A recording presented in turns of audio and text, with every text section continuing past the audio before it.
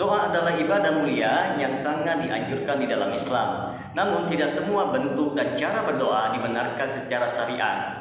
Dalam praktik sehari-hari, kita sering sekali melihat imam dan jamaah berdoa bersama dengan suara yang lantang setelah sholat wajib.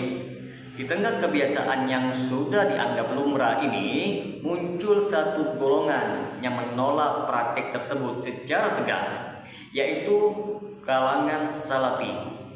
Penolakan mereka bukan tanpa dasar teman-teman sekalian. Salafi dikenal berpegang teguh kepada prinsip ittiba, yaitu mengikuti sunnah Nabi dan para sahabat, serta menolak segala bentuk bid'ah dalam agama.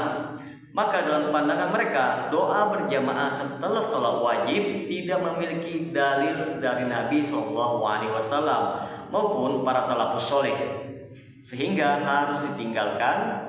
Bagi teman-teman sekalian yang penasaran dengan kelanjutan dari pembahasan video kali ini, maka tonton terus video ini hingga selesai agar kita menemukan fakta yang sebenarnya.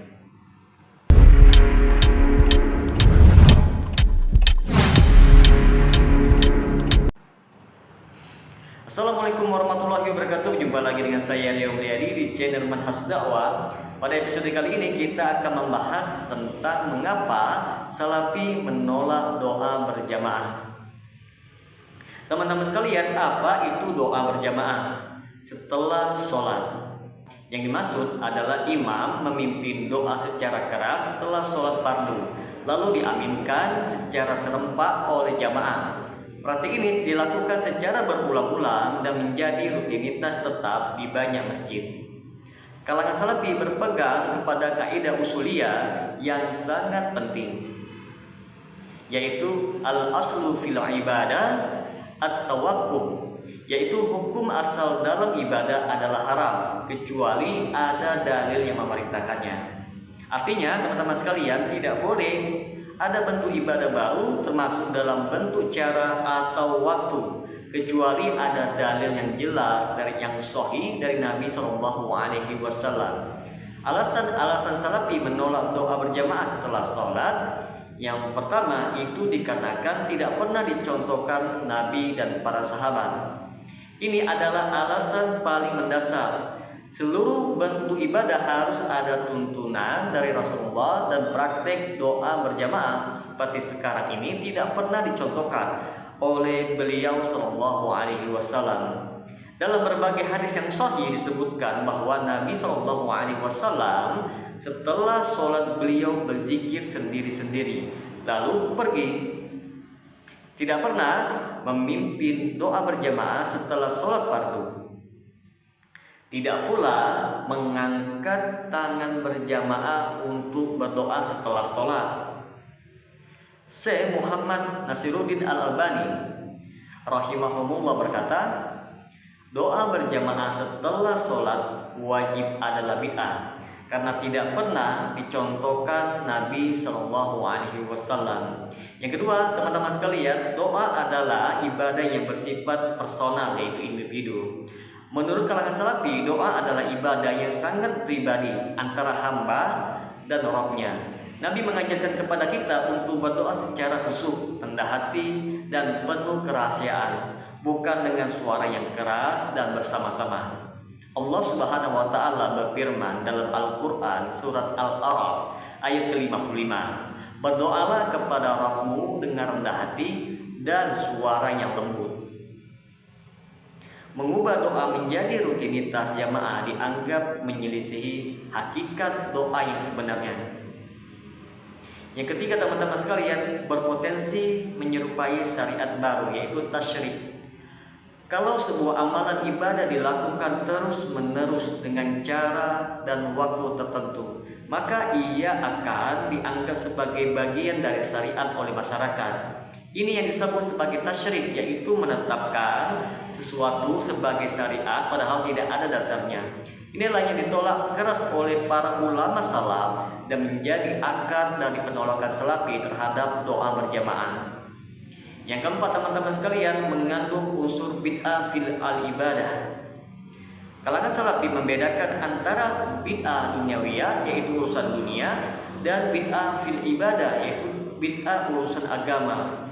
Praktik doa berjamaah setelah sholat karena dilakukan dalam lingkup ibadah termasuk ke dalam kategori bid'ah fil ibadah, yaitu menambahkan bentuk ibadah baru yang tidak ada di zaman Nabi Shallallahu Alaihi Wasallam. Al-Imam Malik rahimahullah berkata, siapa yang mengadakan suatu perkara dalam agama ini yang tidak pernah ada di zaman Nabi, maka itu adalah bid'ah dan tidak akan menjadi baik akhir umat ini kecuali dengan apa yang membuat baik generasi awalnya.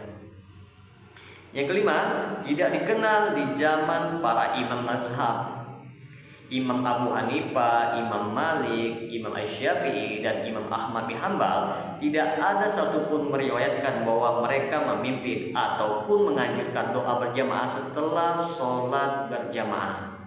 Bahkan Imam Malik dalam Al-Mudawwanah mengingkari keras doa berjamaah setelah sholat dan menyatakan itu sebagai perkara yang tidak dikenal dalam agama atau ghairu ma'ruf. Yang keenam, teman-teman sekalian, lebih dekat kepada riya atau pamer dan kehilangan keikhlasan. Doa secara berjamaah, apalagi dengan suara yang keras, bisa menimbulkan riya atau rasa bangga di hati imam ataupun jamaah. Sementara doa sejatinya adalah tempat seseorang merendahkan diri di hadapan Allah secara ikhlas. Teman-teman sekalian, di sini akan kita bawakan bantahan terhadap dalil pendukung doa berjamaah. Mereka mengatakan, tapi banyak ulama yang membolehkannya. Jawabannya sangat mudah, betul. Tapi kebenaran tidak diukur dari jumlah yang membolehkan, melainkan dari dalil dan kesesuaian dengan sunnah. Mereka juga mengatakan niat kita kan baik, hanya ingin doa bersama. Maka kita jawab, niat baik tidak membenarkan amalan yang salah, teman-teman sekalian. Semua bid'ah dimulai dari niat yang baik, tapi menyalahi syariat Islam. Terus mereka mengatakan juga, kan boleh berdoa kapan saja.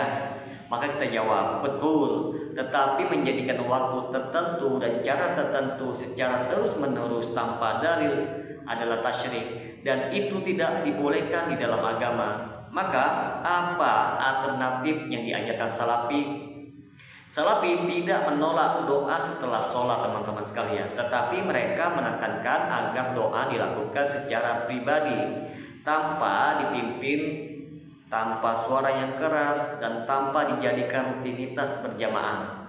Setelah sholat, lakukanlah zikir yang maksur, yaitu dari Nabi Shallallahu Alaihi Wasallam. Kemudian jika ingin kita berdoa, ya berdoa saja tanpa harus dipimpin seorang imam ataupun diaminkan bersama. Maka dapat kita simpulkan di sini, teman-teman sekalian, Salafi menolak doa berjamaah setelah sholat wajib karena tidak ada tuntunan dari Nabi maupun para sahabat. Praktik tersebut dianggap sebagai bentuk ibadah yang baru yang tidak sesuai dengan sunnah. Itu yang dinamakan bid'ah, teman-teman sekalian. Mereka menekankan agar ibadah termasuk doa dilakukan sesuai dengan petunjuk Rasulullah Shallallahu Alaihi Wasallam, bukan berdasarkan tradisi ataupun kebiasaan yang berkembang di dalam masyarakat. Mengikuti sunnah bukan hanya soal semangat, teman-teman, tapi soal komitmen terhadap keaslian agama ini. Mari kita jujur dalam beragama. Kalau benar itu dari Allah dan Rasulnya, kita ambil dan ikuti. Tapi jika itu hanya sebuah tradisi tanpa dasar, maka kita tinggalkan, meskipun seluruh dunia melakukannya. Rasulullah Shallallahu Alaihi Wasallam pun bersabda, sebagaimana yang diriwayatkan oleh Imam Muslim, setiap amalan yang tidak ada contohnya dari kami, maka amalan itu tertolak. Semoga dengan sedikit penjelasan ini dapat memberikan manfaat bagi teman-teman sekalian. Dan apabila channel ini dapat memberikan manfaat bagi teman-teman sekalian, ya silakan subscribe dan share. Semoga bermanfaat. Assalamualaikum warahmatullahi wabarakatuh.